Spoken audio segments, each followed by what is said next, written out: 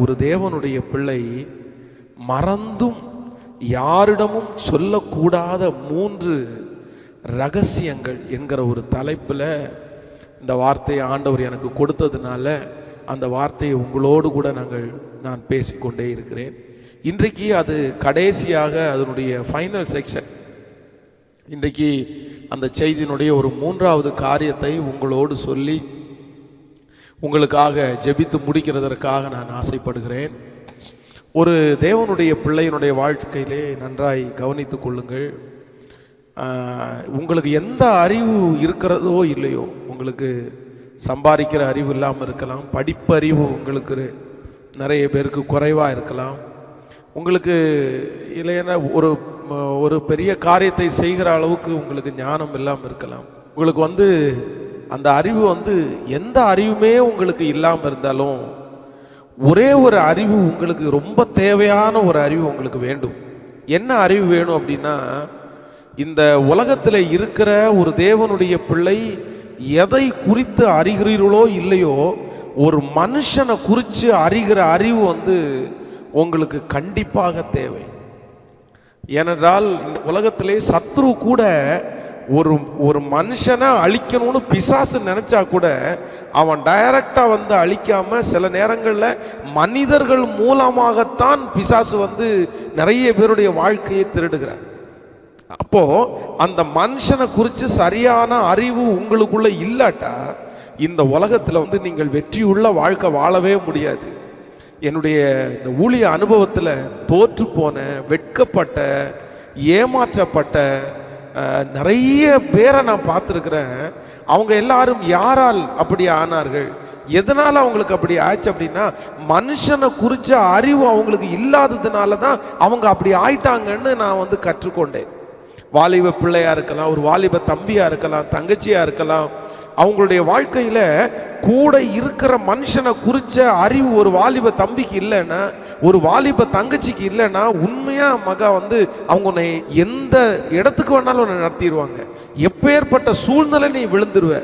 So மிக தேவையானது ஒன்று என்ன அப்படின்னா, மனுஷனை குறித்த அறிகிற அறிவு உங்களுக்கு மிக தேவை.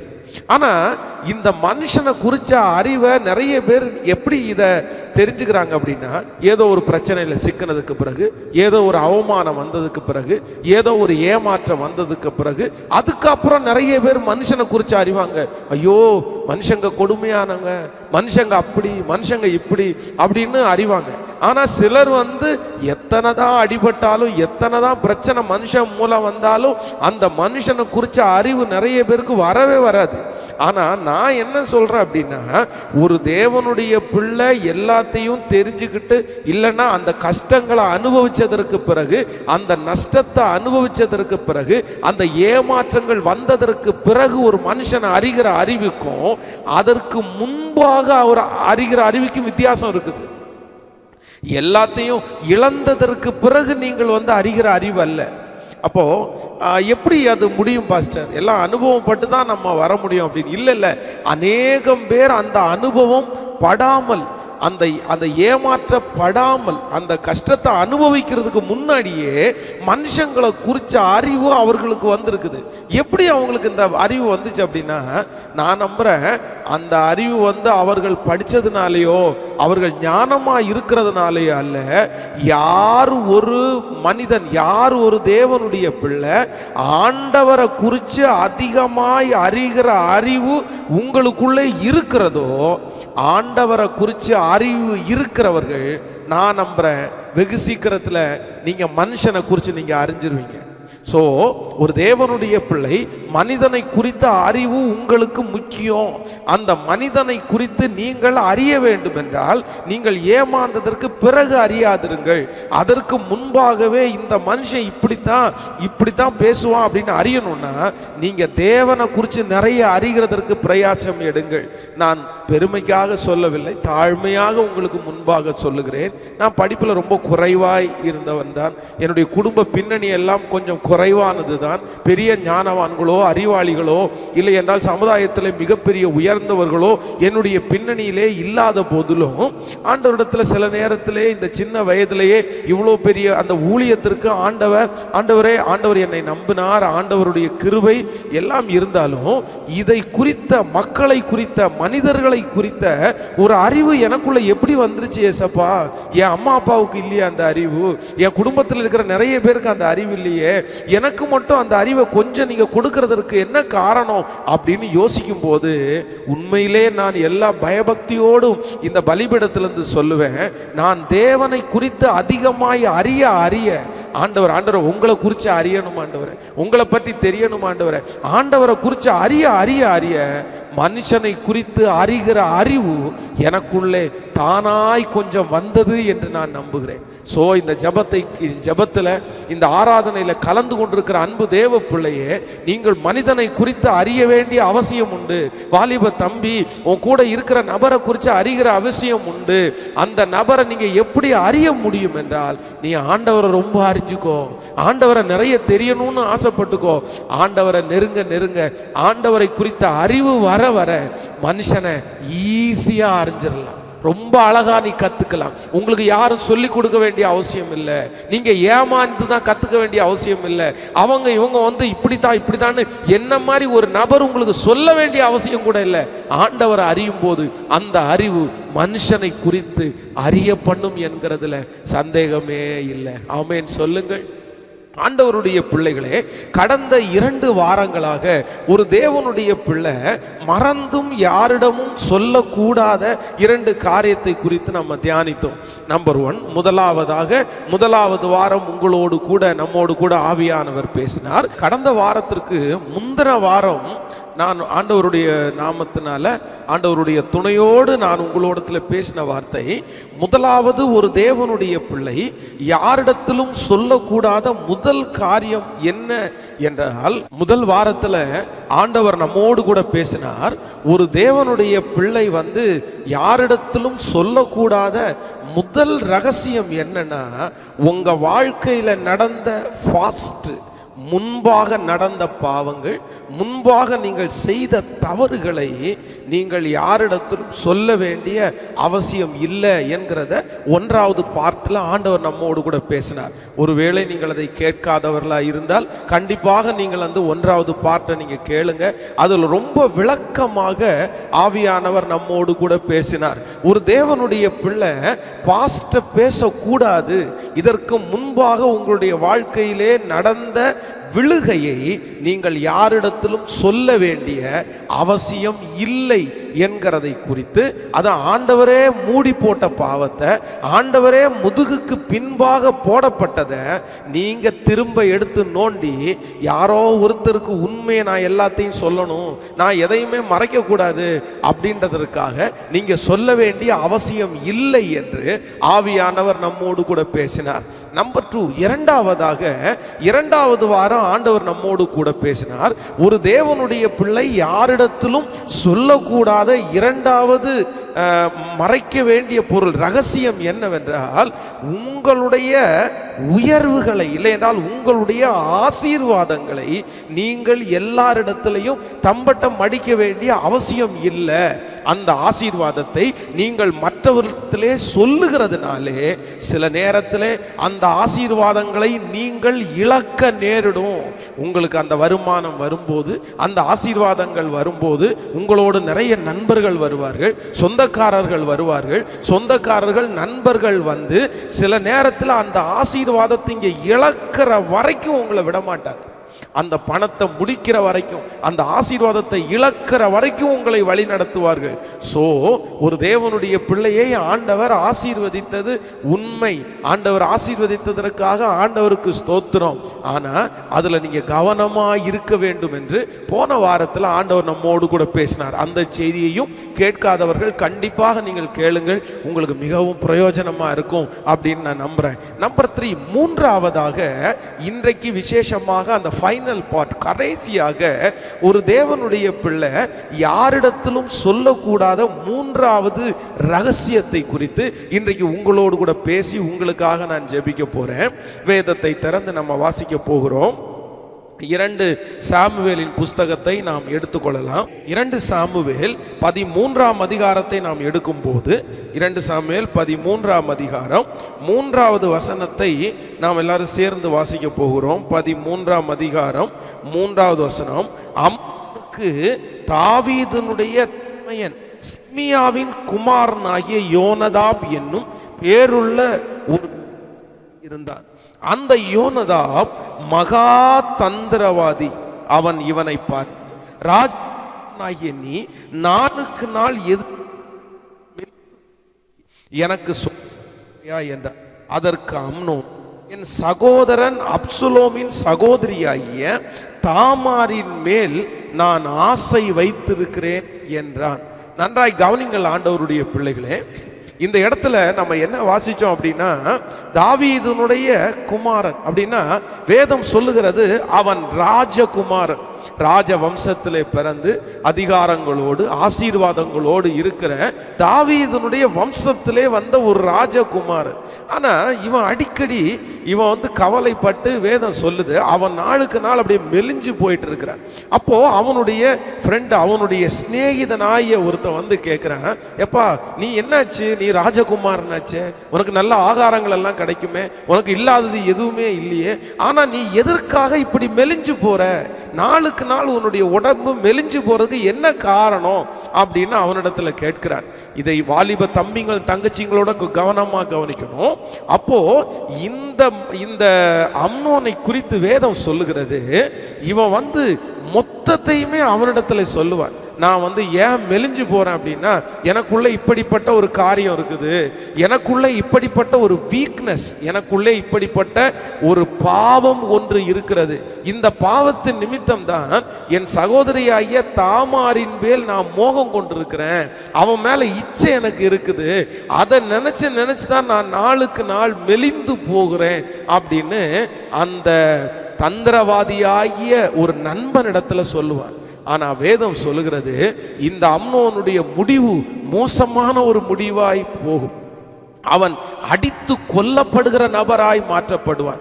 அவனுடைய திருமணம் நடக்கல, அவனுடைய எதிர்காலத்தில் அவனுக்கு பிள்ளைகள் இல்லை, அவன் தன்னுடைய இளம் வயதிலே தன்னை பாதுகாக்க வேண்டிய ஆட்களாலே அவன் அடித்து கொல்லப்படுகிற நிலைமைக்கு தள்ளப்பட்டான். ஏன் இப்படி தள்ளப்பட்டான் அப்படின்னா வேற எதுவுமே இல்லை, அவனுடைய வாழ்க்கையிலே காக்க வேண்டிய ஒரே ஒரு ரகசியத்தை, இல்லை என்றால் அதை சொல்ல வேண்டிய நபரிடத்திலே அவன் சொல்லாமல் சொல்லக்கூடாத ஒரு நபரிடத்துல எதை சொல்லிட்டான் அப்படின்னா தன்னுடைய வீக்னஸ் பாயிண்ட அவன் சொல்லிட்டான். தன்னுடைய வீக்கு இதுதான்ப்பா என்னுடைய குறைவு, இதுலதான்ப்பா நான் குறைவுள்ளவனா இருக்கிறேன், என்னுடைய பலவீனம் இதுதான்ப்பா.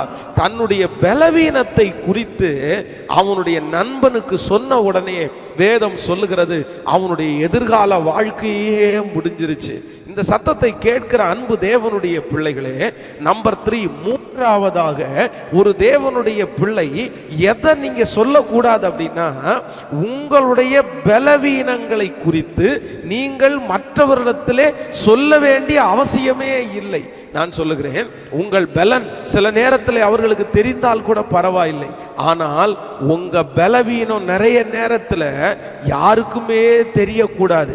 ஏன் அப்படி சொல்றேன் அப்படின்னா, உங்கள் பலவீனம் உங்களுடைய வீக்னஸை இன்னொருத்தர் தெரிஞ்சுக்கிறதுனால அவங்க உங்களுக்கு எந்த சப்போர்ட்டுமே பண்ண முடியாது. நன்றாய் கவனித்துக் கொள்ளுங்கள், உங்கள் வீக்னஸை அவர்கள் தெரிந்து வைக்கிறதுனால அவர்கள் உங்களுக்கு மன்னிப்பு வாங்கி தரவோ இல்லைண்டா அந்த வீக்னஸ்ல இருந்து உங்களை வெளியே கொண்டு வரவோ உங்களை தப்புவிக்கவோ முடியாது என்கிறதை ஆண்டவருடைய பிள்ளைகள் அறிந்து கொள்ள வேண்டும். சிலர் மிகப்பெரிய தவறை செய்யறாங்க. என்ன தவறை செய்யறாங்கன்னா, யார்கிட்டையாவது ஒருத்தரிடத்துல தன்னுடைய பலவீனத்தை அவங்க சொல்லிட்டே இருப்பாங்க, தன்னுடைய வீக்னஸ் பாயிண்ட் அவங்க சொல்லிட்டே இருப்பாங்க. நான் இப்படி தப்பு பண்ணிட்டேன், நான் இப்படி விழுந்து போறேன், நான் இதுல மிஸ்டேக் பண்றேன், எனக்கு இப்படி டெய்லி இப்படி ஒரு போராட்டமா இருக்கிறது. ஆண்டவருடைய பிள்ளைகளை ஒன்று நினைத்துக் கொள்ளுங்கள், பொதுவாக ஒரு தேவனுடைய பிள்ளையினுடைய வாழ்க்கையிலே இந்த போராட்டம் என்கிறது இந்த உலகத்திலே இருந்து கொண்டுதான் இருக்கும். பரிசுத்தவான்கள் என்கிறது இந்த உலகத்துல நான் முற்றிலும் தேறினவனானேன், நான் எல்லாத்துலயுமே பெர்ஃபெக்ட் ஆயிட்டேன், எனக்கு நீ எந்த விதமான பாவமும் இல்லை அப்படின்னு சொல்றவங்க இந்த உலகத்துல யாரும். ஆனால் எல்லாருமே என்ன செய்கிறோம் என்றால் ஒரு பரிசுத்தத்திற்கு நேராக நாம் வழி நடத்தப்படுகிறோம். அதுவும் பெரிய பரிசுத்தவான்கள், ஆண்டவரோட ரொம்ப நடக்கிறவங்க, ஜெபம் பண்ணி அதான் ஆண்டவர் சொல்றாருல, பரிசுத்தம் உள்ளவன் இன்னும் பரிசுத்தமாகட்டும், நீதி செய்கிறவன் இன்னும் நீதி செய்யட்டும். ஒரு தேவனுடைய பிள்ளை ஆண்டவருடைய சமூகத்தில் பரிசுத்தத்திற்காக வளர்ந்து கொண்டே இருக்கிறான். ரட்சிப்பு என்கிறது ஒரு நாள்ல முடிகிறது அல்ல, முடிவு பரியந்தம் நிலை நிற்கிறது தான் ரட்சிப்பு. அப்போ தவறுகள் வருமா, ஒரு மனுஷனுடைய வாழ்க்கையில மீறுதல்கள் வருமா, விழுகைகள் வருமா அப்படின்னு சொல்லும்போது அப்போஸ்தலனாகிய பவுல் சொல்லும்போது கூட சொல்லுகிறான், நான் பலமுள்ளவனாய் இருக்கும் போதே சில நேரத்தில் நான் பலவீனனாய் இருக்கிறேன், நான் செய்ய விரும்பாததையே செய்கிறேன், நான் அல்ல, எனக்குள்ளே இருக்கிற பாவமே அப்படி செய்கிறது. சோ விழுகைகள் தவறுகள் சில நேரத்தில் வருமானு கேட்டா நிச்சயமாக எப்போ ஒரு டைம் அது சில நேரங்களிலே வரலாம். ஆனா அது கண்டினியூ ஆயிடக்கூடாது.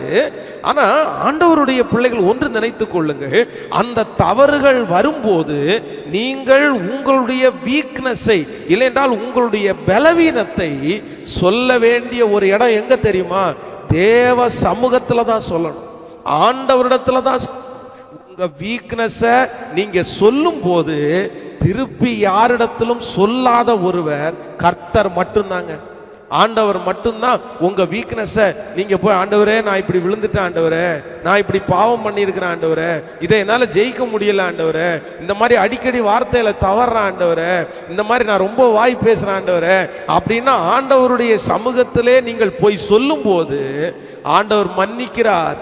ஆண்டவர் உங்களை மன்னிக்கிறது மட்டுமல்ல, அதிலிருந்து ஆண்டவர் உங்களை விடுதலை ஆக்குகிறார். அவரால் உங்களுடைய வீக்னஸை சரி பண்ண முடியும். நீங்கள் குறையோடு ஆண்டவருடைய சமூகத்தில் போவீங்க, ஆனா ஆண்டவர் உங்களை நிறைவோடு அனுப்புவார். ஆனா நீங்க அந்த ஆண்டவரை விட்டுட்டு உங்க வீக்னஸை என்னைக்கு மனுஷனிடத்துல சொல்ல ஆரம்பிக்கிறீங்களோ அப்போ ஒன்று நினச்சிக்குங்க, உங்கள் வீக்னஸை நீங்க நம்பிக்கைக்குரிய நபர்களாய் தான் சொல்லுவீர்கள். ஐயோ இவர் எனக்கு ரொம்ப இது பண்ணவர், அவர் கண்டிப்பாக குத்தி காமிக்கவே மாட்டார், அவர் கண்டிப்பாக சொல்லவே மாட்டார், யாரிடத்துலையும் சொல்லாமல் அவர் மறைச்சிருவார். இல்லவே இல்லைங்க, கண்டிப்பாக என்றைக்காவது ஒரு நாள் அந்த வீக்னஸ் அவங்க வெளியே சொல்லுவார்கள், அவன் இப்படிதான், அவன் இப்படிப்பட்ட ஒரு காரியத்தில் அடிமையாக இருக்கிறான். நீங்கள் அதுலேருந்து வெளியே வந்திருப்பீங்க, நீங்கள் அது செய்தது எத்தனையோ வருஷத்துக்கு முன்னாடியா இருக்கும், திரும்ப நீங்கள் செஞ்சிருக்கவே மாட்டீங்க, அது உங்கள் நினைச்சுக்குள்ள வந்திருக்காது. ஆனால் அவங்க திரும்ப அந்த வீக்னஸை சொல்லிட்டே இருப்பாங்க.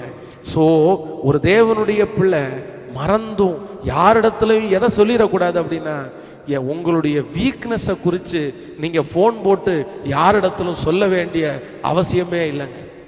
சிலர் பொதுவாக சில ஊழியக்காரர்களை வைத்திருக்கிறார்கள். நான் சொல்கிறேன், ஊழியக்காரர்கள் உங்களுக்காக ஜெபிப்பார்கள். நீங்கள் யாராவது ஒருத்தர் என்கிட்ட ஃபோன் பண்ணும்போது, இப்படிப்பட்ட ஒரு சூழ்நிலையில் இருக்கிறேன் பாஸ்டர், நான் எனக்காக ஜெபம் பண்ணும்போது உங்களுக்காக ஜெபம் பண்ணுவோம். சில நேரத்தில் ஆலோசனை உங்களுக்காக நாங்கள் கொடுப்போம்.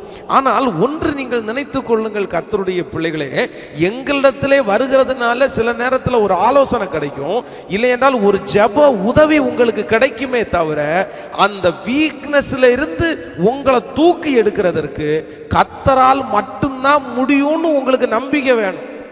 நீங்க தீர்க்கதரிசியை நாடியோ, இல்ல அந்த பாஸ்டர் ரொம்ப தீர்க்கதரிசனை சொல்றாரு, அந்த பாஸ்டர் கை வச்சாலே அற்புதம் நடக்கும், அவங்க கை நீட்டினாலே அப்படி நடக்கும், இல்ல நான் சொல்லுகிறேன், கை தொடும்போது அற்புதம் நடக்கலாம், உங்களுக்கு வியாதிகள் சரியாகலாம், எல்லா சூழ்நிலையும். ஆனா ஒன்று நினைத்து கொள்ளுங்கள், உங்களுடைய வீக்னஸை நீங்க ஆண்டவருடைய சமூகத்திலே முழங்கால் படியிட்டு அதை ஜெயிக்கக்கூடிய கிருபையை நீங்க பெற்றுக்கொள்ள வேண்டும். பரிசுத்த ஆவி உங்களிடத்தில் வரும்போது நீங்கள் பலனடைந்து யூதேயாவிலும் சமாரியாவிலும் இந்த உலகத்தினுடைய முடிவு வரையும் நீங்க எங்களுக்கு சாட்சியா இருப்பீங்க. ஸோ ஒரு மனிதனை அந்த வீக்னஸ்ல இருந்து, பலவீனத்திலிருந்து தூக்கி நிறுத்துகிறது ஆண்டவர் தான். அதனால யார்கிட்டையும் நீங்க சொல்ல வேண்டாம். எங்க போங்கன்னா நேர கத்தரிடத்துல ஓடி போங்க.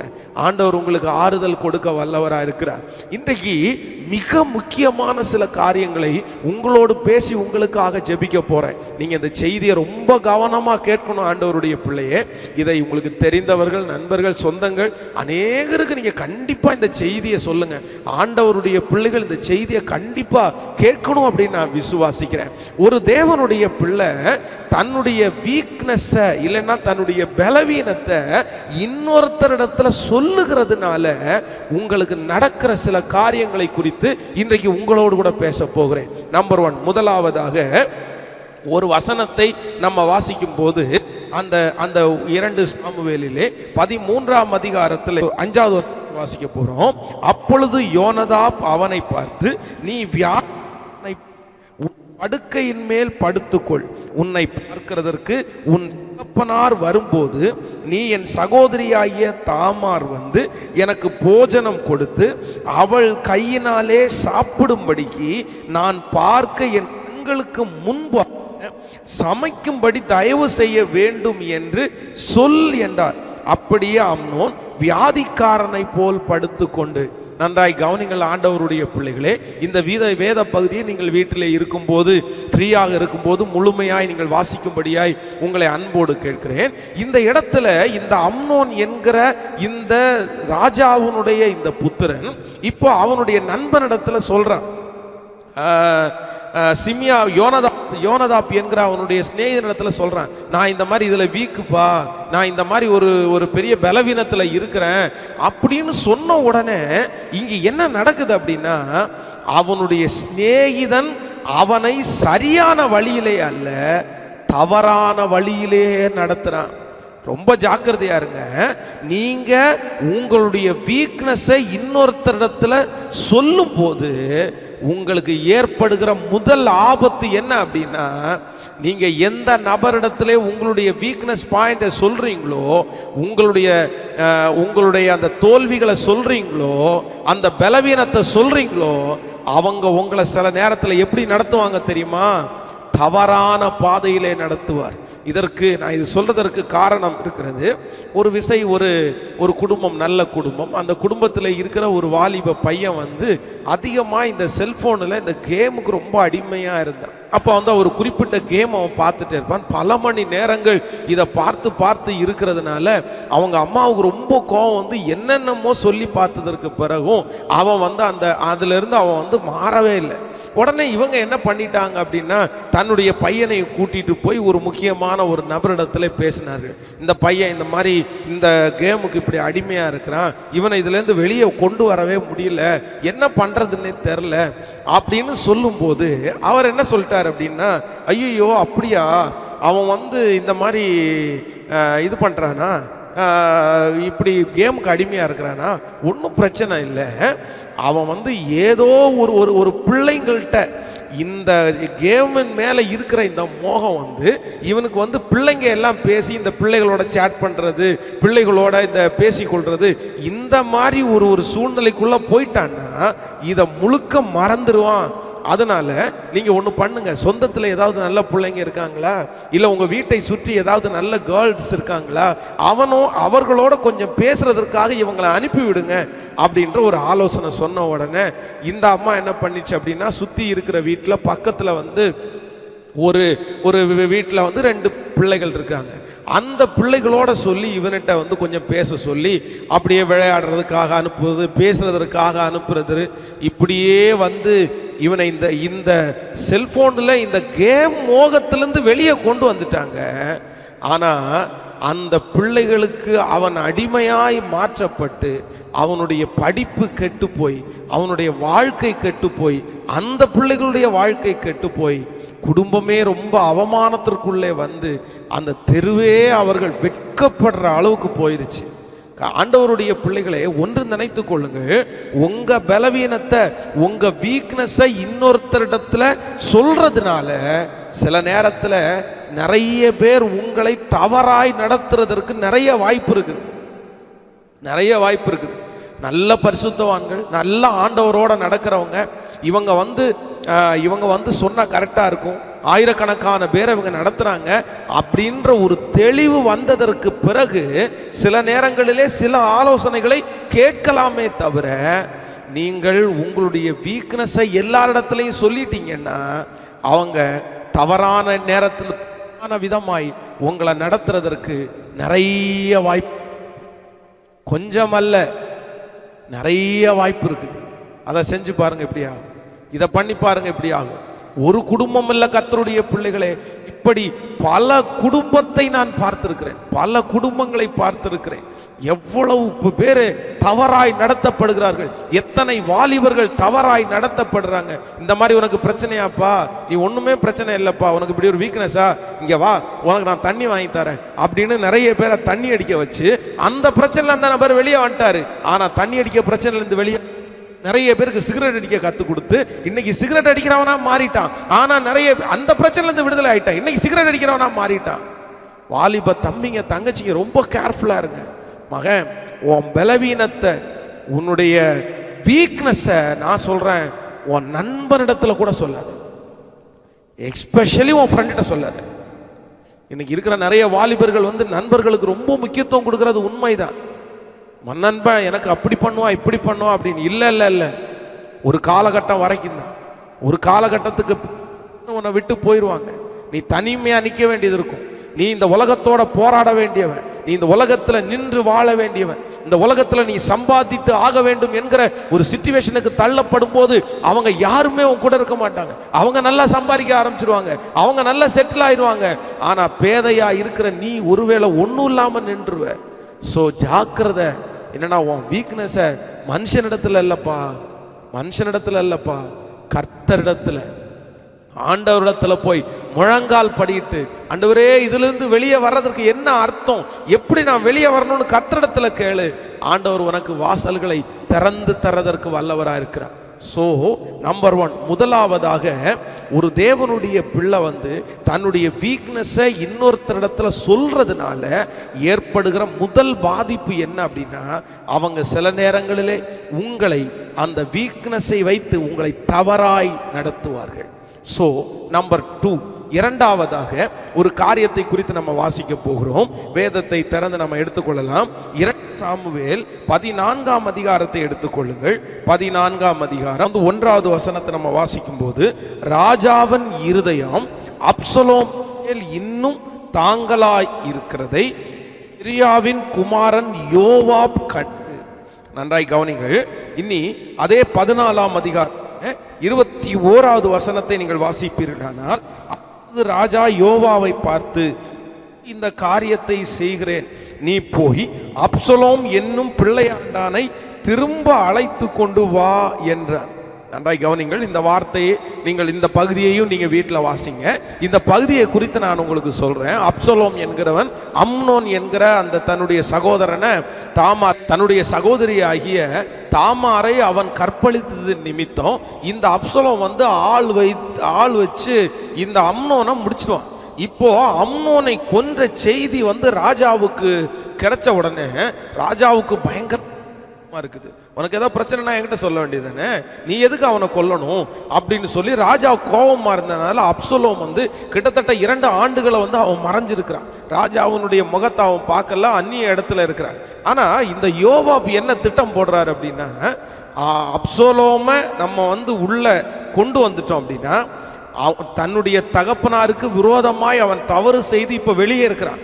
இப்போ ராஜாவினுடைய இருதயத்துல அப்சலோமை குறிச்சு ரொம்ப அழகா பேசி, உங்க பையன் இல்ல, அவனை மன்னிச்சிருங்க, அவனை ஏன் இப்படி விட்டுருக்கிறீங்க, அவன் நல்ல பையனாச்சேன்னு சொல்லி ராஜாவினிடத்துல அப்சலோமுக்காக பேசி இப்ப வெளியே இருக்கிற அந்த அப்சலோமை வந்து உள்ளுக்குள்ள கூட்டிட்டு வந்துட்டார்.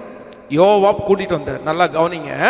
தன்னுடைய சகோதரனை கொன்ற அப்சலோமை இப்பொழுது ராஜா கோபமா இருந்த அந்த ராஜாவினுடைய கோபத்தை தணித்தவன் இந்த யோவாப்பு. தனித்து அப்சலோமை உள்ள கொண்டு வந்துட்டார். நான் என்ன நினைக்கிறேன்னா, இவர் வந்து அப்சலோமை உள்ள கொண்டு வந்ததற்கு ஒரு நோக்கம் இருக்குது. சாதாரணமா கொண்டு வரல, ஒரு பிளான் பண்ணி இவனை அடுத்து ராஜாவா பண்ணிட்டோம்னா நம்ம அதே மந்திரியா இருந்து நம்ம என்ன சொல்றோமோ அதைத்தான் அவன் கேட்பான் அப்படின்ற அளவு கொண்டு வந்தார தெரியல. ஆனா அப்சலோம் வந்த உடனே என்ன பண்றான்னா, அப்சலோம் வந்து கேரக்டர் அப்படியே சேஞ்ச் ஆயிடுச்சு. இப்போ வந்து அப்சலோம் வந்து யோவாபை அழைத்து அனுப்புறாரு. இந்த மாதிரி உங்கள்கிட்ட கொஞ்சம் பேச வேண்டியது இருக்கு, வாங்க அப்படின்னு. ஆனா இந்த யோவாப் வந்து, நீ கூப்பிட்டு நான் வரணுமா? நீ கூப்பிட்டெல்லாம் நான் வர முடியாது, நீ யார் என்ன கூப்பிடுறதற்கு? இவன் ராஜகுமாரன், இவனுக்கு கீழே நிறைய பேர் இருக்கிறாங்க. ஆனா இந்த யோவாப் என்ன பண்ணுவார்னா, அவனை உள்ள கொண்டு வந்தது அவர் தான்.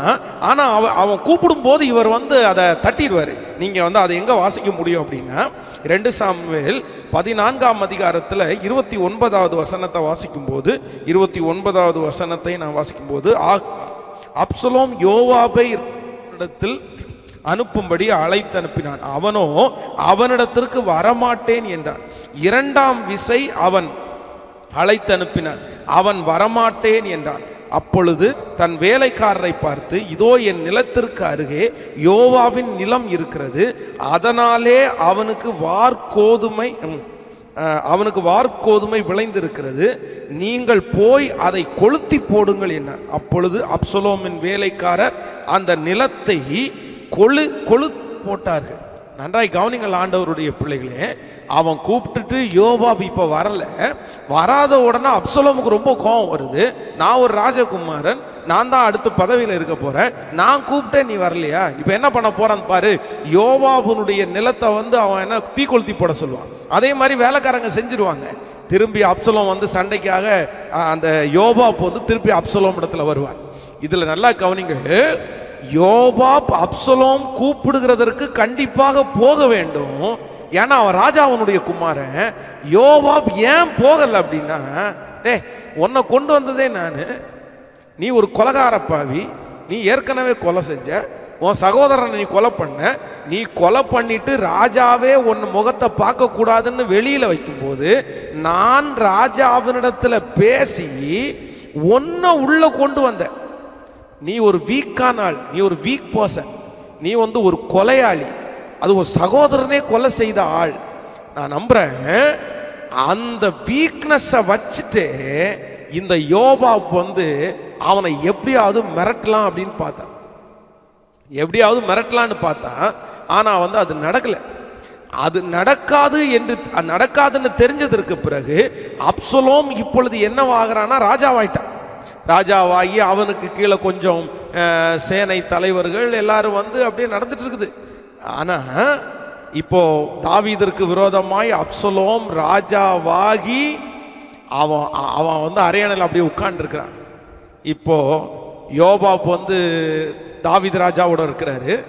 அப்சலோமு கூட இருக்கிற கொஞ்சம் ஜனங்கள் தாவீதிற்கு விரோதமாய் யுத்தத்திற்காக வரும்போது ராஜா சொல்லுவாரு, தன்னுடைய பிள்ளையாண்டார், என் மகனை மட்டும் கொஞ்சம் மெதுவாக நடத்திருங்கப்பா. அப்படின்னா என்னன்னா, யுத்தம் வரும்போது அவனை கொன்றாதீங்க, அவன் என் பையன் சொல்லும். ஆனால் வேதம் சொல்லுகிறது, இந்த அம்னோன் தன்னுடைய வாகனத்தின் மேலே அவன் போயிட்டு இருக்கும்போது அவனுக்கு முடி நிறைய இருக்கிறதுனால அந்த முடி வந்து கர்வாலி மரத்தில் அப்படியே சுற்றிடும். அவன் அப்படியே அந்த முடி சுற்றி அவனுடைய வாகனம் முன்னாடி போயிடும். அவன் வந்து தொங்கிட்டு இருப்பான். தொங்கிட்டு இருக்கும்போது ஒருத்தர் போய் யோவாவிட்ட சொல்லுவார், இந்த மாதிரி அவர் தொங்கிட்டு இருக்கிறாரு, சொன்ன உடனே ஏடா அவனை வெட்டி போடலை அப்படின்னு சொல்லி இந்த யோவாப் வந்து அப்சலோமை அந்த இடத்துல கொன்றுவார். அதற்கு பிறகு ஆட்கள் எல்லாம் வந்து அவனை அடித்து கொன்றுவாங்கன்ற அந்த சாப்டரை வந்து நீங்கள் வந்து 18ஆம் அதிகாரத்தில் வாசிக்க முடியும். நீங்கள் 2 சாமுவேலில் 18ஆம் அதிகாரத்தில் 14வது 15வது வசனத்தை வாசிங்கன்னா, 18ஆம் அதிகாரம் 14 15வது வசனத்தை நம்ம வாசிக்கும்போது, ஆதலால் யோவாப் நான் இப்படி உன்னோடே பேசி தாமதிக்க மாட்டேன் என்று சொல்லி தன் கையிலே 3 வல்லையங்களை எடுத்துக்கொண்டு அப்சலோம் இன்னும் கர்வாலி மரத்தின் நடுவிலே உயிரோடு அவனை தொங்குகையில் அவைகளை அவன் நெஞ்சிலே குத்தினான். அப்பொழுது யோவாவின் ஆயுததாரியர்களாகிய 10 சேவகர்கள் அப்சலோமை சூழ்ந்து அவனை அடித்து கொன்று போட்டார்கள். நன்றாய் கவனிங்கள் ஆண்டவருடைய பிள்ளைகளே.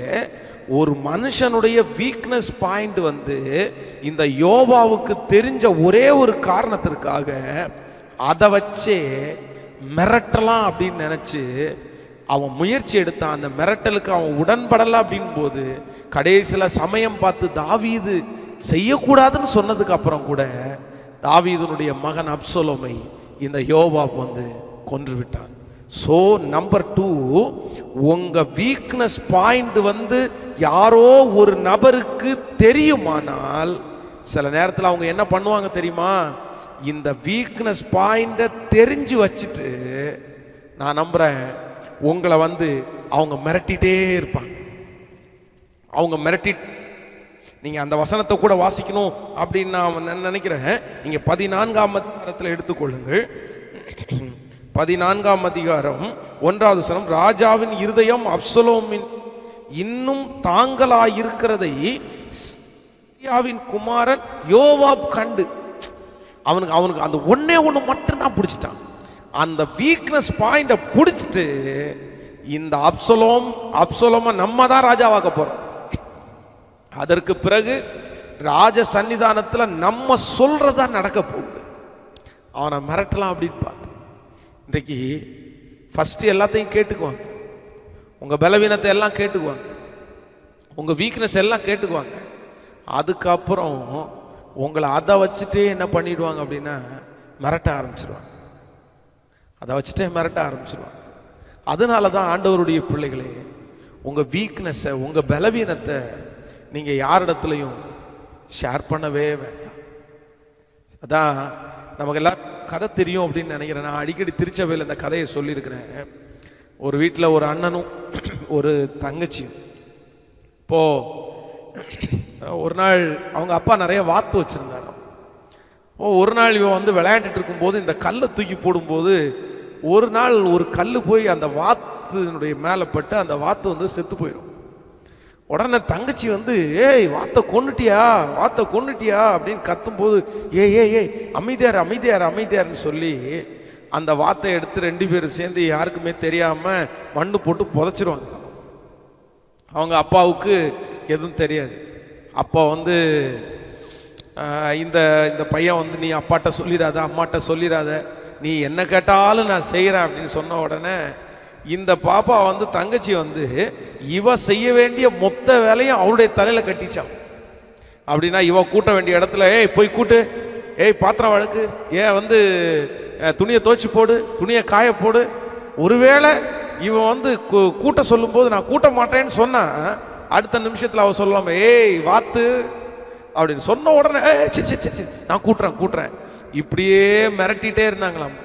ஒரு நாள் இந்த பையன் வந்து இந்த மிரட்டுதல் இத்தனை வேலை செஞ்சு ரொம்ப கஷ்டமாக இருக்கிறத பார்த்து ஒரு நாள் தன் தகப்பனார் இடத்துல போய், அப்பா இந்த மாதிரி நான் விளையாண்டுட்டு இருக்கும்போது ஒரு கல்லை தூக்கி ஒரு வாத்து மேலே போட்டேன், அந்த வாத்து செத்து போயிடுச்சு, அதை தூக்கி புதைச்சிட்டோம், தங்கச்சி இதை வச்சு தான் மிரட்டிகிட்டே இருக்கிறா, என்னை மன்னிச்சிருங்கப்பா அப்படின்னு சொன்ன உடனே அவர் சொன்னாராமா, இத்தனை வாத்து இருக்கும்போது ஒரு வாத்து தானே சொத்து போச்சுன்னு விட்டுற, அதை பற்றி என்ன பிரச்சனை, அப்போவே என்கிட்ட சொல்லியிருக்க வேண்டியதானடா, இதை போய் இதுக்கு எத்தனை மறைச்சேன்னு சொல்லிட்டு அவர் விட்டுட்டாராமா. ஆனால் இந்த தங்கச்சி இது தெரியாதாம்மா. அப்புறம் ஒரு நாள் பாத்திரம் எல்லாம் கொண்டு போட்டுட்டு பாத்திரம் விளக்க போ அப்படின்னு உடனே இவன் சொன்னாராமா, நான் பாத்திரம் விளக்க மாட்டேன் அப்படின்னு.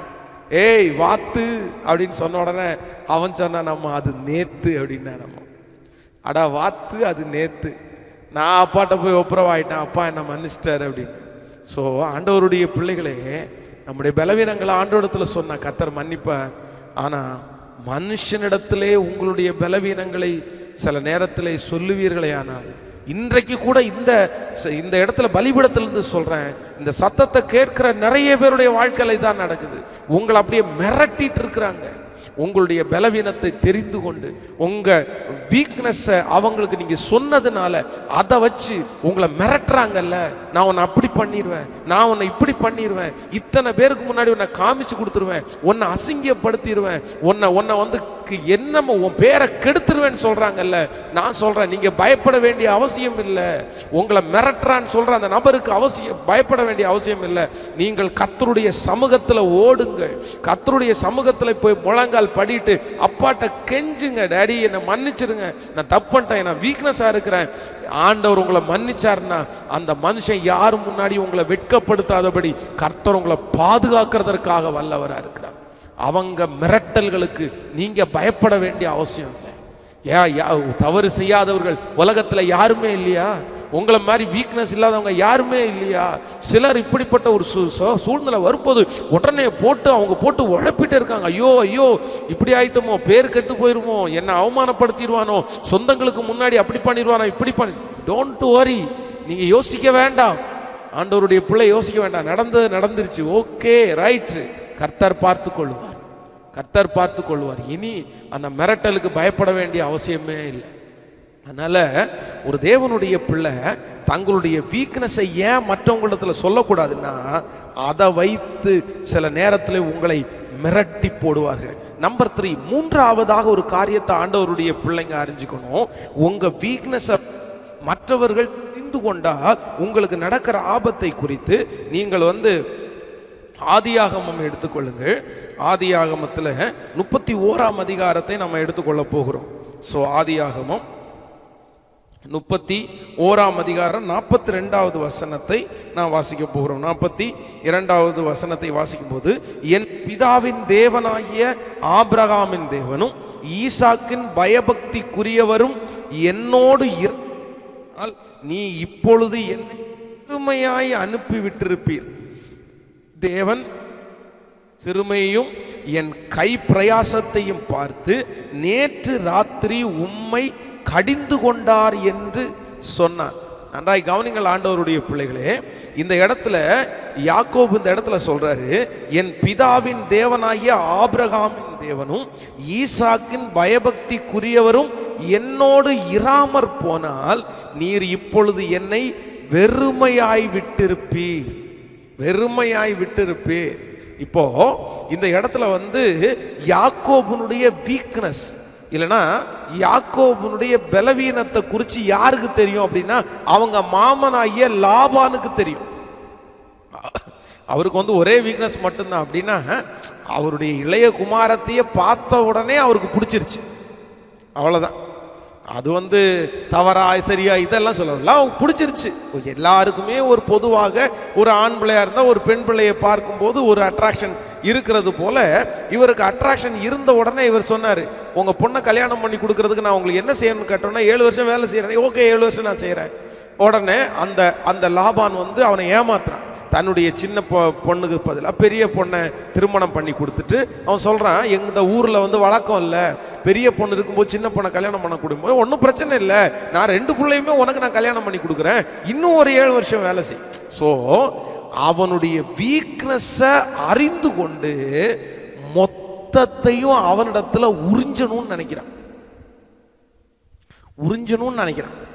ரொம்ப கவனம், இந்த பாயிண்ட்ஸ் நீங்க ரொம்ப கவனமா கேட்கணும் ஆண்டவருடைய பிள்ளைகளே. உங்களுடைய வீக்னஸ், உங்களுடைய பலவீனம் மற்றவர்களுக்கு தெரியும் போது உங்களுக்கு வருகிற ஆபத்து என்ன தெரியுமா? சில நேரங்களில் உங்களை ஒன்று கூட விடாம மொத்தத்தையுமே உறிஞ்சிருவாங்க. இதுதான் உலகம், இதுதான் உலகம். மிரட்டி மிரட்டி மிரட்டி மிரட்டி அந்த வீக்னஸை வச்சு எல்லாத்தையுமே எடுக்க பார்ப்பார்கள். இப்போ யாக்கோபு இந்த இடத்துல சொல்றாரு, அவர் மாமனாரை பார்த்தா சொல்றாரு, நான் ஆராதிக்கிற தேவன் அல்ல, எங்க பிதாக்களின் தேவன், ஆபிரகாமின் தேவன், ஈசாக்கின் பயபக்திக்குரியவர் என்னோடு இராமற் போயிருந்தார். அவர் மட்டும் என் கூட, ஏசப்பா மட்டும் என் கூட இல்லைன்னா, ஆண்டவர் மட்டும் என் கூட இல்லைன்னா, நீ மொத்தத்தையும் புடுங்கிட்டு என் பலவீனத்தை சொல்லி சொல்லியே எல்லாத்தையும் புடுங்கிட்டு என்னை வெறுமையா அனுப்பியிருப்பீர். ஆனா என் ஆண்டவர் என் கூட இருந்ததுனால நான் தப்பிச்சேன். இந்த சத்தத்தை கேட்கிறவங்க கூட நிறைய பேர் இந்த வார்த்தையை சொல்ல முடியும். பிரதர், இன்னைக்கு உங்கள்கிட்ட இருக்கிற ஆசீர்வாதம், சிஸ்டர் உங்கள்கிட்ட இருக்கிற ஆசீர்வாதம், மகன் உங்கள்கிட்ட இருக்கிற ஆசீர்வாதம் என்னமோ ஆண்டவர் உங்க கூட இருக்கிறதுனால அது தப்பிச்சேத்து தவிர, உங்க பலவீனத்தை தெரிஞ்ச நிறைய பேர் அதை ஆக்குபை பண்ண பார்த்தாங்க. உங்க பலவீனத்தை தெரிஞ்ச நிறைய பேர் அந்த மொத்தத்தையும் புடுங்கி எடுக்கிறதற்காக ட்ரை பண்ணாங்க. ஆனா என்னமோ ஆண்டவர் உங்களுக்கு தப்பிச்சு அந்த ஆசீர்வாதத்தை கொடுத்தாரு. நான் சொல்றேன், உங்க வீக்னஸை யார்கிட்டத்துலையும் சொல்லாதீங்க. சொன்னீங்கன்னா அதை வச்சே உங்க ஆசீர்வாதத்தை எல்லாத்தையும் வாங்கிடுவாங்க. கொஞ்சம் கொஞ்சமா அந்த பணத்தை எல்லாம் சுருட்டிடுவாங்க, சொத்தை சுருட்டிடுவாங்க. ரொம்ப ஜாக்கிரதை, ரொம்ப கவனம். கடந்த நாட்கள்லே திருச்சபையில் வந்து ஒரு ரொம்ப பாதிக்கப்பட்டு ஒரு நபர் வந்தாங்க. என்னாச்சு அப்படின்னு கேட்டேன். சொல்லும்போது சொன்னாங்க, இந்த ஊரில் ஒரு நாள் கொடி கட்டி பறந்த பல ஏக்கர் சொத்து, காரு, பெரிய பங்களாடுகள் வாழ்ந்தேன். ஆனால் இன்னைக்கு என் கையில் ஒன்றுமே இல்லை, எதுவுமே இல்லை. ஏன் என்னாச்சு அப்படின்னு கேட்டேன். ஒன்றே ஒன்று, எனக்கு ஒரு வீக்னஸ் என்ன அப்படின்னா, நான் நிறைய இடத்துல போய் இந்த ஜாதகம் பார்ப்பேன். அதே போல் இந்த வாஸ்து ரொம்ப பார்ப்பேன். நான் ஜாதகம் வாஸ்து பார்ப்பேன். இந்த 2 வீக்னஸை தெரிஞ்ச நபர், நான் வாஸ்து பார்த்த நபர், நான் ஜாதகம் பார்த்த அந்த நபர், உனக்கு அந்த மாதிரி பிரச்சனை இருக்குது, இந்த மாதிரி பிரச்சனை இருக்குது, இது இருக்குது, அது இருக்குன்னு தெரிஞ்சு அதை கேட்ட உடனே நான் பயப்படுவேன்னு தெரிஞ்சு என்னை இந்த லெவலுக்கு கொண்டு வந்து எல்லாத்தையும் எங்கிட்ட சுருட்டிட்டாங்க. நான் இப்போ எல்லாத்தையும் இழந்துட்டேன் ஃபாதர். எல்லாம் இழந்து ஒன்றும் இல்லாமல் நான் நின்றுட்டு இருக்கிறேன். என் வீக்னஸை தெரிஞ்சுட்டு எல்லாத்தையும் எடுத்துட்டேன். இந்த சத்தத்தை கேட்கிற அன்பு தேவனுடைய பிள்ளையே, இந்த வார்த்தையை நான் சந்தோஷத்தோடெல்லாம் பேசலை, ரொம்ப துக்கத்தோடு தான் நான் பேசிட்டு இருக்கிறேன். வாலிப தம்பிகளுக்கு தங்கச்சிகளுக்கு நான் பேசுகிறேன். மகா, உன் வீக்னஸை தெரிஞ்சிட்டு நிறைய பேர் இன்னைக்கு அப்படி பண்ணிட்டு இருக்காங்கல்ல, நிறைய பேர் அப்படி செஞ்சுட்டு இருக்காங்கல்ல. இன்னைக்கு உன் வீக்னஸை நான் சொல்றேன், கேர்ள் சிலருடைய வீக்னஸை தெரிஞ்சிட்டு சில வாலிப பசங்க அவளுடைய வாழ்க்கையை நாசம் பண்ண பசங்க இருக்காங்க. சரீரத்தையே நாசம் பண்ண ஆட்கள் இருக்காங்க. ரொம்ப கவனம். சில வீக்னஸ் உங்களுக்குள்ள இருக்கும், ஆனா நீங்க அதை குறிச்சு இது பண்ணிடவே கூடாது. நீங்க என்ன பண்ணணும் அப்படின்னா, அதை கர்த்தர் சமூகத்துல தான் வைக்கணும். நீங்க யாரிடத்துல ஷேர் பண்ணக்கூடாது. அது ஸ்பெஷலி வாலிப தம்பிகளுக்கு தங்கச்சிகளுக்கு சொல்றேன், நீங்க உங்க கூட இருக்கிற ஃப்ரெண்ட்ஸுக்கு அதை நண்பன் அப்படின்றதுக்காக ஷேர் பண்ணிடாதீங்க. ஷேர் பண்ணிடாதீங்க. உங்க வீக்னஸை தெரிகிற நபர் சில நேரத்தில் உங்களுடைய இருக்கிற எல்லாத்தையுமே பிடிக்கிடுவாங்க. அப்படிப்பட்ட சிக்கலிலே யாராவது ஒருத்தர் இந்த சத்தத்தை கேட்பீர்களே ஆனால் தைரியம் கொள்ளுங்கள். இதுவரையிலும் நீங்கள் ஏமாந்தது போதும், இதுவரையிலும் நீங்கள் விட்டது போதும், இதுவரையிலும் நீங்கள் இழந்தது போதும். ஆண்டவர் மன்னிச்சிட்டாரு, ஒன்றும் பண்ணாது. யாருக்குமே யாருக்கு தெரியாம கர்த்தர் வெளியே கொண்டு வருவார். நீ ஆண்டவருடைய சமூகத்தில் விழு, ஆனா மனுஷனுடைய சமூகத்தில் மட்டும் விழுந்துடாது. வீக்னஸை சொல்லக்கூடாது. ஸோ ரொம்ப ஜாக்கிரதையா இருக்கு. நம்பர் 4, 4வதாக ஒரு தேவனுடைய பிள்ளையினுடைய வாழ்க்கையில் இந்த தங்களுக்கு இருக்கிற பலவீனத்தை இல்லைன்னா அந்த வீக்னஸை ஏன் மற்றவங்களுக்கு முன்பாக சொல்லக்கூடாது என்று சொன்னால், நீங்கள் லூக்கா எழுதின சுவிசேஷம் 15ஆம் அதிகாரத்தில் நீங்கள் வாசிக்கும் போது வேதத்தில் நீங்கள் 30வது வசனத்தை வாசிப்பீர்களேயானால், வேசிகளிடத்தில் உம்முடைய ஆஸ்தியை அழித்து போட்ட உம்முடைய குமாரனாகிய இவன் வந்தவுடனே கொழுத்தை கன்றை இவனுக்காக அடிப்பித்தீரே என்றார். கவனிங்க, அவங்க அப்பா மன்னிச்சிட்டாரு. இப்போ அவனுடைய மூத்த சகோதரன் தன்னுடைய தகப்பனிடத்தில் சொல்றான், வேசிகளிடத்தில் உம்முடைய ஆஸ்தியை அழித்து போட்ட உம்முடைய குமாரனாகிய இவன். அவன் ஏன் தம்பி கிடையாது, ஏன் தம்பி கிடையாது, உங்க பையன். அதுவும் உங்க பையன் சாதாரணமான பையன் இல்லை. உங்க பணத்தையே எடுத்துக்கொண்டு வேசிகளிடத்திலே அழித்த உம்முடைய பையன். ஸோ தம்பியினுடைய வீக்னஸை, தம்பியினுடைய அந்த குறைய பலவீனத்தை தெரிஞ்ச அந்த அண்ணன் நம்பர் 4, 4வது என்ன பண்றான் அப்படின்னா, வீக்னஸை தெரிஞ்ச உடனே அவனுக்கு ஒரு பட்டமே சூட்டிட்டான். அவ்வளவுதான். அந்த வார்த்தையை சொல்லி சொல்லி சொல்லி சொல்லியே அவனை ஒன்றும் இல்லாம ஆக்கணும்னு அவன் முடிவு பண்ணிட்டான். உங்க பையன் வேசிகளிடத்தில், இந்த வார்த்தை ரொம்ப ஒரு கொடூரமான வார்த்தை, கஷ்டமான வார்த்தை. இது அவருடைய சகோதரன் கேட்டிருந்தா எவ்வளவு பலவீனப்பட்டிருப்பார், மனசு சங்கடப்பட்டிருப்பாரு. ஸோ ஆண்டவருடைய பிள்ளைகளே, இந்த சத்தத்தை கேட்கிற உங்களிடத்துல நான் சொல்றேன், உங்களுடைய பலவீனத்தை, அப்படி உங்களுடைய வீக்னஸை யாரோ ஒரு நபர் தெரிந்து கொள்ளும் போது சில நேரத்தில் எதற்கும் வாய்ப்பு இருக்கு. அப்படின்னா நிறைய பேர் சொல்லி சொல்லி சொல்லி சொல்லியே உங்களை அப்படியே கஷ்டப்படுத்திடுவாங்கங்க. சொல்லி சொல்லியே கஷ்டப்படுத்திடுவாங்க, குத்தி குத்தி காமிப்பாங்க. உங்களை அவங்க ஏளனமா பார்ப்பாங்க, ரொம்ப ஏளனமா பார்ப்பாங்க. நீங்க அப்படியே உடஞ்சு போயிடுவீங்க. அதனாலேயே நிறைய பேர் ஊழியத்தை விட்டவங்க நிறைய பேர் இருக்காங்க, குடும்ப வாழ்க்கையை விட்டவங்க நிறைய பேர் இருக்காங்க. அப்படியே என்னைக்குனாலும் நீ அப்படி பண்ணவன் தானே, அப்படி வீக்னஸ் உள்ளவன் தானே. இல்ல ஆண்டவருடைய பிள்ளைகளே, கர்த்தர் உங்க கூட இருக்கிறார். நீங்கள் ஆண்டவருடைய சமூகத்தில் சொல்லுங்கள். ஹல்லேலூயா. எத்தனை பேர் நீங்க விசுவாசிக்கிறீங்க? ஸோ இனி என்னுடைய வீக்னஸை நான் யாரிடத்திலும் சொல்ல போவதே இல்லை, யாரிடத்திலும் சொல்ல போவதே இல்லை. எத்தனை பேர் விசுவாசிக்கிறீங்க? ஹல்லேலூயா. ஸோ நம்பர் 5, கடைசியாக ஒன்றை சொல்லி உங்களுக்காக ஜெபித்து நான் முடிக்க போறேன்.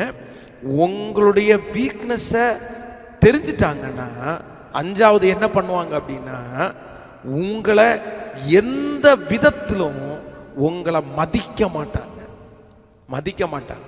நீங்கள் அதற்கு மோசையை குறித்து வேதத்தில் வாசிக்க முடியும். மிரியாமும் ஆரோனும் நான் ஏற்கனவே கூட உங்களுக்கு சொல்லியிருக்கிறேன், எவ்வளவோ ஆண்டவர் உன்னதமான எட்டாத உயரத்திலே அவர்களை கொண்டு போய் உட்கார வச்சால், எவ்வளவு உயரத்தில் கொண்டு போய் வச்சாலும், ஆனால் மோசையை அவ்வளோ உயரத்தில் ஆண்டவர் வச்சாலும் மிரியாமும் ஆரோனும் மட்டும் நாங்கள் ஏன் உன்னை மதிக்கணும், நாங்கள் ஏன் உன்னை மதிக்கணும்? அவன் இத்தனைக்கும் வீக்னஸ் இல்லை. ஆண்டவர் சொல்றாரு அவன் உண்மை உள்ளவன். இவங்களா மனசுல தப்பான ஒரு கற்பனையை கொண்டு வந்துட்டு அவங்க சொல்றாங்க. ஸோ உங்களுடைய வீக்னஸ் பாயிண்ட், உங்களுடைய பலவீனம் நீங்கள் மற்றவர்களுக்கு சொல்லும் போது அவர்கள் உங்களை என்ன பண்ண மாட்டாங்க, நீ இப்படிப்பட்டவன் தானே, உங்களை மதிக்கவே மாட்டாங்க. இந்த சூழ்நிலையில யாரோ ஒருத்தர் இந்த செய்தியை கேட்டுக்கொண்டே இருக்கலாம். இந்த வாரம் எங்களுக்காக தான் பாஸ்டர் இந்த வார்த்தை. நான் ரொம்ப நொறுக்கப்பட்டது, என் பலவீனத்தை எல்லாருக்கும் நான் சொல்லிட்டேன், என்னுடைய வீக்னஸ் நான் நிறைய பேருக்கு நான் சொல்லிட்டேன், நான் ஷேர் பண்ணிட்டேன். நீங்க சொல்றது எல்லாமே என் வாழ்க்கையில நடந்திருக்குது. என்ன அப்படிதான் பண்ணியிருக்காங்க, என்ன அப்படிதான் ட்ரீட் பண்ணியிருக்காங்க, எனக்கு உதவி செய்வாங்கன்னு நினைச்சுதான் நான் அதை சொன்னேன். நான் உதவி செய்வாங்கன்னு நினைச்சா சொன்னேன், ஆனா அவங்க எனக்கு உதவி செய்யல பாஸ்டர்.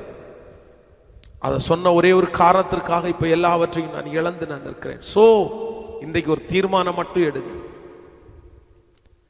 தீர்மானம் மட்டும் எடுங்க. இந்த 3 காரியத்தோட 3 காரியத்தோட நிறுத்திடாதீங்க. நான் இந்த 3 காரியத்தை உங்களுக்கு சொன்னேன். ஆனா ஆண்டவருடைய பிள்ளைகள் சொல்லக்கூடாத இந்த 3 காரியம் மட்டும் இல்லை, நிறைய காரியம் இருக்குது. தேவனே சிலதை மறைத்து வைத்திருக்கிறத ஆண்டவருடைய பிள்ளைகள் வெளியரங்க போட்டு சொல்ல வேண்டிய அவசியம் இல்லை. நிறைய காரியங்கள் இனி உங்களுக்கு புரியும். அதெல்லாம் ரொம்ப டக்குன்னு சொல்லிடக்கூடாது. ஆண்டவர் அமைதியாக வைக்கிறத கர்த்தர் முத்திரையை போட்டு வைக்க சொல்றாரு, முத்திரையை போட்டு வை. ஆனால் இந்த 3 காரியமும் உங்கள் வாழ்க்கையில் ரொம்ப முக்கியமான காரியம். அதுவும் இன்றைக்கு கொடுத்த இந்த வார்த்தை நிறைய வாலிப தம்பி தங்கச்சிகளுக்கு. அதனால நீ வச்சு கும்பிட வேண்டிய அவசியம் இல்லை, ஓடு, நேர ஓடு. கர்த்தருடைய பாதம் உங்களுக்கு இருக்குது, ஆண்டவர் இருக்கிறார், ஆண்டவர் இருக்கிறார். இன்னைக்கு ஒப்பு கொடுக்கிறீர்களா ஆண்டவருடைய சமூகத்தில்? ஒப்பு கொடுக்குற இதுவரைக்கும் சொன்னதெல்லாம் போட்டும் சரி பரவாயில்ல. ஆண்டவர் மன்னிக்கிறவர், ஆண்டவர் மறக்கிறவர். கர்த்தர் தூக்கி எடுத்துட்டார் அப்படின்னா, கர்த்தர் ஆசீர்வதிக்க நினைத்த மனிதனின் ஆசீர்வாதத்தை தடுக்கிறவன் யார்? யாருமே தடுக்க முடியாது. ஆண்டவர் உங்களை ஆசீர்வதிக்க நினைச்சிட்டு கர்த்தர் ஆசீர்வதிச்சிட்டாருன்னா, இன்னைக்கு ஏளனமா பார்க்கிற எல்லாரும் உங்களை தலையை நிமிர்த்தி பார்க்கிற அளவுக்கு ஆண்டவர் வைப்பார், ஆண்டவர் வைப்பார். அப்ப சொல்லுவாங்க ஒன்றும் இல்லாமல் கிடந்த ஆண்டவர் உன்னை உயர்த்திட்டார்னு சொல்லுவாங்க. அதனால ஆண்டவருடைய சமூகத்தில் இந்த 3வது இந்த செக்ஷனோட இந்த செய்தியை நான் முடிக்க போறேன். அதனால எல்லாரும் ஆண்டவருடைய சமூகத்தில், நீங்கள் வீடுகளில் இருக்கிற ஆண்டவருடைய பிள்ளைகள் முழங்காலே நில்லுங்க. எல்லாரும் அப்படி ஆண்டவருடைய சமூகத்தில் ஜெபித்து கொண்டே, எஸ், என் வீக்னஸ் தெரிஞ்சிட்டு மனுஷன் எனக்கு உதவி செய்ய போறதில்லை, எனக்கு உதவி செய்கிறவர் கர்த்தர் தான். நான் யாரிடத்துலையும் சொல்ல வேண்டிய அவசியம் இல்லை, நான் அப்பாவிடத்துல சொன்னா போதும். ஹல்லேலூயா. திக்கற்ற பிள்ளைகளுக்கு சகாயர் நீரே அல்லவோ, ஆதரவற்ற எனக்கு அடைக்கலம் நீரே அல்லவோ. திக்கற்ற பிள்ளைகளுக்கு சகாயர் நீரே அல்லவோ, ஆதரவற்ற எனக்கு அடைக்கலம் நீரே அல்லவோ. ஒரு நிமிஷம் கவனிங்க எல்லாருமே, எல்லாரும் கவனிங்க. ஆண்டவருடைய பிள்ளைகளே, இன்றைக்கு இந்த மூன்றாவது காரியத்தை உங்களுக்கு பேசியிருக்கிறேன். ஒரு தேவனுடைய பிள்ளையினுடைய வாழ்க்கையில யாரிடத்திலுமே சொல்லக்கூடாத ஒன்று என்ன அப்படின்னா, தவறுகள் வரும், மீறுதல்கள் வரும், சில பலவீனங்கள் நமக்குள்ளேயே இருக்கும். நம்ம ஒன்றும் வானத்திலிருந்தெல்லாம் குதிச்சிடல, சில பலவீனங்கள் இருக்கும். ஆனா அந்த பலவீனம் வந்த உடனே போனை போட்டு அவன்கிட்ட பேசலாமா, இவன்கிட்ட பேசலாமா, இவங்க ஆலோசனை கொடுப்பாங்களா, அவங்க ஆலோசனை கொடுப்பாங்களா, இதுல இருந்து ஜெயிக்கிறது எப்படி, அப்படி ஜெயிக்க முடியுமா? ஆண்டவருடைய பிள்ளைகள் ஒன்று நினைத்து கொள்ளுங்கள், உங்கள் ஒவ்வொருத்தரையும் ஆண்டவர் ஒவ்வொரு விதமா தான் நடத்துறாரு, ஒவ்வொரு விதமா நடத்துறாரு. எனக்கு ஒரு பாவத்தை ஜெயிக்கிறதுக்கு ஒன்றை கர்த்தர் வைக்கிறாரு, இன்னொருத்தருக்கு இன்னொரு விதமாய், ஒவ்வொருத்தருக்கும் ஒவ்வொரு விதமாய் தான் ஆண்டவர் வெற்றி அடைய செய்கிறார். அதனால நீங்க மனுஷனிடத்துல கேட்கிறத முதல்ல நிப்பாட்டுங்கன்னு நான் சொல்றேன். நீங்க மனுஷனிடத்துல கேட்காதீங்க. எதுக்கு மனுஷனிடத்துல கேட்கிறீங்க? உங்க பலவீனத்தை மனுஷனிடத்துல ஏன் சொல்றீங்க? உங்க வீக்னஸை ஏன் மனுஷனிடத்துல போய் சொல்றீங்க? அப்படிப்பட்ட பரிதாபம் உங்களுக்கு தேவையில்லை. பரிதாபப்படுகிறது போல் பரிதாபப்பட்டு நடித்து திரும்ப அதற்கு பிறகு உங்களை அப்படி கஷ்டப்படுத்துறதுக்கா, உங்களுடைய எல்லாத்தையும் புடுங்கிட்டு போறதுக்கா? இந்த சொன்னல 5 காரியங்கள், 5 காரியத்தின்படி உங்களை நடத்தணும்னு நினைக்கிறீங்களா? நீங்க இங்க இருக்கிற நிறைய பேரை கர்த்தர் இதுவரையும் தப்பிச்சு வைக்கிறாரு. உங்களை வெறுமையா அனுப்பியிருப்பாங்க, ஆண்டவர் காப்பாத்திட்டார், பரவாயில்ல.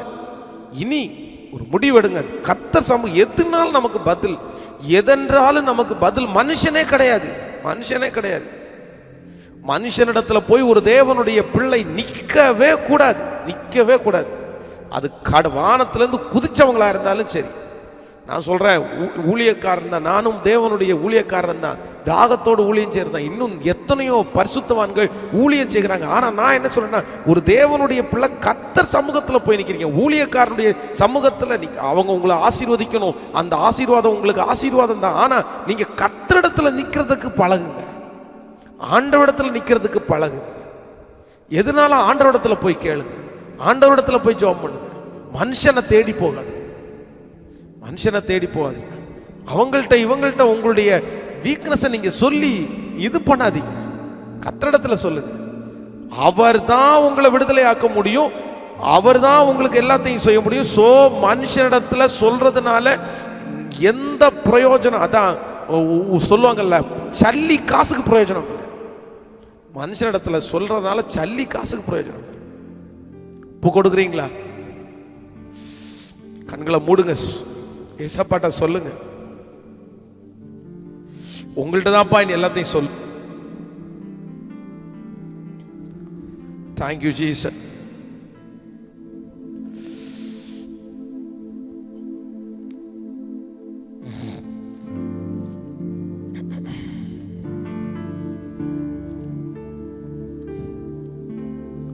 ஹல்லேலூயா. உண்மை இல்லாமல் எனக்கு யார் உண்டு? டி மைனர் ஒரு 6 ஏத்திக்கோ. ஹல்லேலூயா. நன்றி ஆண்டவரே, நன்றி.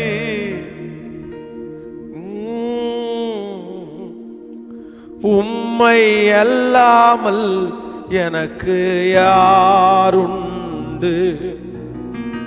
உம்மை அல்லாமல் எனக்கு யாருண்டு? சொல்லு. உம்மை அல்லாமல் எனக்கு யாருண்டு? உம்மை அல்லாமல் எனக்கு யாரும். எல்லாரும் சேர்ந்து உம்மை அல்லாமல் எனக்கு யாருண்டு. உம்மை அல்லாமல் எனக்கு யாருண்டு. இன்பத்திலும் நீரே, துன்பத்திலும் நீரே. இன்பத்திலும் நீரே, துன்பத்திலும் நீரே. எவ்வேளையும் ஐயா நீதானே, எவ்வேளையும் ஐயா நீதானே. சொல்லுங்க பார்க்கலாம். உம்மை அல்லாமல் எனக்கு யாருண்டு. உம்மை அல்லா வேற யாரிடத்தில் ஆண்டவரே சொல்லுவோம். உம்மை எங்களுடைய பலவீனங்களை பார்த்து விட்டு போகிறவர் அல்ல. எங்கள் பலவீனங்களை யாரோ ஒருத்தருக்கு சொல்லி எங்களை காயப்படுத்துகிறவர் அல்ல. எங்களுடைய பலவீனங்களை தெரிந்து கொண்டு எங்களை அழிக்கிறவர் அல்ல. எங்கள் பலவீனங்களை தெரிந்து கொண்டு எங்களுடைய எல்லாவற்றையும் எடுத்துக் கொள்ளுகிறவர் அல்ல. எங்கள் பலவீனத்தில் உம் பலத்தை கொடுக்கிறவர். உங்க பலத்தை கொடுத்து ஓட பண்ணுகிற கர்த்தரப்பா, நிக்க பண்ணுகிற தெய்வப்பா. சொல்லுங்க ஆண்டவரை பார்த்து, நீங்க எங்களுக்கு போதும். இப்போ இந்த ஆராதனை வேளையில பலவீனப்பட்ட அநேகரை கர்த்தர் பலப்படுத்துவாராக. நன்றி ஆண்டவரே, நன்றி.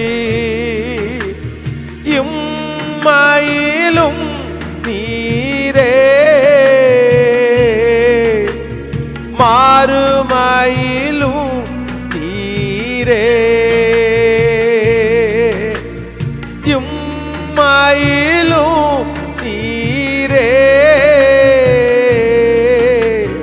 மாறுமையிலும் நீரே. என்னாலுமே ஐயா நீதானே, என்னாலுமே ஐயா. எல்லாரும் சேர்ந்து சொல்லுங்க. உம்மை அல்லாமல், உம்மை அல்லாமல் எனக்கு யாருண்டு. உம்மை அல்லாமல் எனக்கு யாரும். அப்பா, உம்மை அல்லாமல் எனக்கு யாருண்டு. உம்மை அல்லாமல் எனக்கு யார். சொல்லோஸ். என் சிநேகமும் என் சிநேகமும் நீரே, என் ஆசையும் நீரே. என் சிநேகமும் நீரே, என் ஆசை நீரே. என் எல்லாமே, என் எல்லாமே ஐயா நீதானே. என் எல்லாமே ஐயா நீதானே. உம்மை அல்லாமல் எனக்கு யாருண்டு. உம்மை அல்லாமல் எனக்கு யாருண்டு. உம்மை அல்லாமல் எனக்கு யாருண்டு. உம்மை அல்லாமல் எனக்கு யாருண்டு. எஸ் ஆண்டவர் பிள்ளையே, இந்த வார்த்தையை ஒரு நாளும் மறக்கவே மறந்துடாது. எல்லாத்தையும் சொல்றத நிப்பாட்டிட்டு எது சொல்லணும் எது சொல்லக்கூடாது அப்படின்னு தெரிஞ்சுக்கங்க. ஒரு நிமிஷம் கூட கவனிங்க. இன்னொன்று ரொம்ப கவனமா இருங்க ஆண்டவருடைய பிள்ளைகள். ஒரு விஷயத்தை எடுத்துட்டீங்கன்னா அந்த விஷயத்தை முழுமையா சொல்லாதீங்க. எல்லா இடத்துலையும் அப் டு பாட்டம், அப்படியே ஆதி முதல் அந்தம் வர அதை சொல்லிடக்கூடாது. நிறைய பேர் அதை விழாவாரியா ஆதி முதல் அந்தம் வரை. எதுக்கு அப்படி இன்னொருத்தர் தெரிஞ்சுக்கணும்? ஏதாவது ஒரு விஷயமா ஷார்ட்டா தேவையானது மட்டும் எல்லாத்தையும் நல்லா இருக்கு அவ்வளோ, அதை இதற்கு அது ஓகே, அந்த அந்த அந்த அந்த கண்டென்ட், அந்த அந்த முக்கியமான சிலதை மட்டும் சொல்லி விட்டுருங்க, அவ்வளோதான் போதும். பேச்சை குறைங்க, பேச்சை குறைங்க. பெர்க்மன்ஸ் தகப்பனாரையா ரொம்ப அழகா அந்த பாட்டை பாடிட்டார். உடலை ஒடுக்கணும், உணவை குறைக்கணும், பேச்சை நிறுத்தணும். இப்போ ஒரு தேவனுடைய பிள்ளை மனுஷனோட பேசுற பேச்சை எப்ப நிறுத்துறீங்களோ அப்பதான் ஆண்டவரோட நீங்க பேச முடியும். மனுஷனிடத்துல பேசிட்டு இருந்தா ஆண்டவரிடத்துல எப்படி பேச முடியும்? பேச்சை குறைங்க, பேச்சை நிறுத்துங்க. எல்லா இடத்துலையும் விழாவாரியா அதை இதை சொல்றதை நிப்பாட்டுங்க. ஒரு சம்பவம் அப்படின்னா அந்த சம்பவத்தினுடைய கண்டென்ட்டை மட்டும் இதான் அவ்வளோதான் சொல்லிட்டு விட்டுருங்க. அதை போய் விளக்கம் பண்ணிட்டு உங்க வாழ்க்கையில இருக்கிற சில காரியத்தை கூட அப்படிதான் முழுசும் உங்க தரிசனங்களை முழுசுமா சொல்லிடக்கூடாது. சொல்லலாம், யோசேப்பினுடைய சகோதரன் அவனு பகைத்த காரணம் அப்படின்னா பார்த்த சொப்பனம் எல்லாம் அவ்வளோதான் பகைச்சிட்டான். அது கர்த்தருடைய தீர்மானமா இருந்தாலுமே நம்ம அதுல கற்றுக்க வேண்டியது இருக்குது. எல்லாத்தையும் எல்லாம் okay okay okay okay okay அவ்வளோதான்.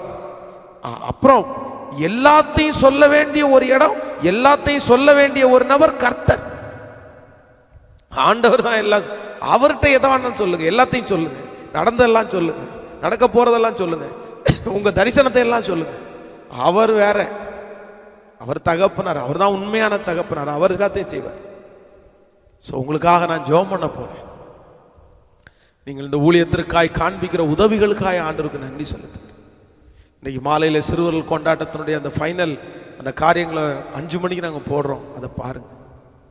தொடர்ந்து அடுத்த வாரத்தில் நமக்கு ஒரு வாரம் முழுக்க பெற்றோர்களுக்கு ஒரு முக்கியமான ஜெபம், பிள்ளைகளுக்காய் ஜெபிக்கிற 7 நாள் உபவாச ஜெபம், அதில் கண்டிப்பாக கலந்துக்கு. உங்களுக்கு ஆசீர்வாதமாக இருக்கும். நான் ஜெபிக்கிறேன். தகப்பனே, எங்களோடு கூட நீர் பேசின வார்த்தைகளுக்காய் உமக்கு நன்றிப்பா. இந்த 3 வாரங்களும் இந்த செய்தியை மிக தெளிவாய் எங்களோடு பேசி எங்களுடைய கண்களை நீர் திறந்ததற்காக உமக்கு நன்றிப்பா. இனி எங்க வீக்னஸ் உங்களுக்கு மட்டும்தான்ப்பா தெரியும். எங்களுடைய விழுகை நீ உங்களுக்கு மட்டும்ப்பா தெரியும். நாங்க யாரிடத்திலும் போய் சொல்ல வேண்டிய அவசியம் இல்லை. நீங்க எங்களை தூக்கி நிறுத்துவீங்க, நீங்க எங்களை கை தூக்கி விடுங்கப்பா, எங்க பிள்ளைகளை கை தூக்கி விடுங்கப்பா. இந்த நேரத்தில் இந்த ஆராதனையில் எத்தனை பேர் ரொம்ப வேதனையோட இந்த அற்புதம் எனக்கு நடக்காதா, இந்த காரியத்தை கர்த்தர் எனக்கு செய்ய மாட்டாரா நினைக்கிறாங்களோ அவங்க மேல கர்த்தருடைய கரம் இப்பொழுது வைக்கப்படுவதாக, தொடுதல் உண்டாவதாகப்பா. நன்றி ஆண்டவரே, அவங்கள ஒரு பெரிய சாட்சியா நிறுத்துங்கப்பா. ஆண்டவரே, இந்த லாக்டவுன் காலத்தில் இவ்வளவு குறைவான பணங்கள் அவங்களுக்கு இருக்கும்போது ஊழியக்காரனை நினைச்சு ஊழியத்திற்காய் அப்பா உங்க பிள்ளைங்க கொடுக்குற காணிக்கைக்காக ஜெபி, சின்னதோ பெருசோப்பா, ஆனா அவங்க மனசை பாருங்கப்பா. ஊழியக்காரங்க சாப்பிட்டாங்களா, ஊழியம் நடக்குமா, ஊழியத்துக்கு தேவை இருக்குதே அப்படின்னு நினைச்சு அவருடைய இல்லாமையிலையும் ஊழியத்தை தாங்குகிற உங்க பிள்ளைகளை ஆசீர்வதிங்கப்பா. அவங்களுக்கு லட்சமாய் கோடிகளாய் பெருக பண்ணுங்கப்பா. ஊழியக்காரங்க எப்படி இருப்பாங்களோ, அவங்க எந்த மனநிலை இருப்பாங்களோ விசாரிக்கிற எத்தனை தேவ பிள்ளைகள், அவங்களுக்கு அதுக்கு வேண்டிய பலனை கொடுத்துருங்கப்பா, கொடுத்துருங்கப்பா. எல்லாரையும் நினைச்சிருங்க. எல்லாருடைய வீட்டிலையும் சமாதான சந்தோஷம் உண்டாகட்டும். வெகு சீக்கிரத்தில் ஆலயத்தில் உங்களை ஆராதிக்கிற நாள் வரட்டும்பா, வரட்டும்பா. தொடர்ந்து ஊழியத்தை ஆசீர்வதி. வருகிற வாரம் நடக்கிற அந்த 7 நாள் பிள்ளைகளுக்கான உபவாச ஜெபத்துல உங்க மகிமை கடந்து வரட்டும், உங்க நாம மகிமை படட்டும், உங்க வார்த்தைகள் கடந்து வரட்டும். இதற்காய் உதவி செய்கிற ஒவ்வொரு மகன்களுக்காய் தம்பிகளுக்காய் ஜெபிக்கிறப்பா. டாடி, உங்க பிள்ளைகளை ஆசீர்வதிங்கப்பா, பெரிய பலனை கொடுங்கப்பா. கிருபையின் கரத்துல ஒப்பு கொடுக்கிறோம், நீர் கூட இரு. இயேசுவின் மூலம் ஜெபம் எடுக்கிறோம் நல்ல பிதாவே, ஆமென். என் ஆத்துமாவே கர்த்தரை ஸ்தோத்திரி, என் முழு உள்ளமே பரிசுத்த நாமத்தை ஸ்தோத்திரி. என் ஆத்துமாவே கர்த்தரை ஸ்தோத்திரி, கர்த்தர் செய்த சகல உபகாரங்களையும் மறவார். நம்முடைய ஆண்டவராகிய இயேசு கிறிஸ்துவின் கிருபை, பிதாவாகிய தேவனுடைய அன்பு, பரிசுத்த ஆவியானுடைய அந்யோன்ய ஐக்கியம் நம் அனைவரோடும் இன்றும் என்றும் சதா காலம் கூட இருப்பதாக. Amen, amen. Praise the lord, praise the lord. God bless you. ஆண்டவர் இருப்பார். இந்த 3 வாரம் இந்த கண்டினியூவான செய்தி கொடுத்துருக்குறோம். நீங்கள் நிறைய ஃப்ரெண்ட்ஸுக்கு இதை ஷேர் பண்ணுங்க, சொல்லுங்க. ஆண்டவர் உங்க கூட இருப்பார். ஸோ இன்னைக்கு மாலையில் 5 o'clock, அதற்கு பிறகு மண்டே 10 மணிக்கு காலையில் நமக்கு நேரடியாக உங்களுக்கு ஆன்லைனில் அந்த உபவாச ஜெபம் என்னோடு சேர்ந்து இணைந்து கொள்ளுங்கள். ஆண்டவர் உங்க கூட இருப்பார். சந்தோஷமா இருங்க.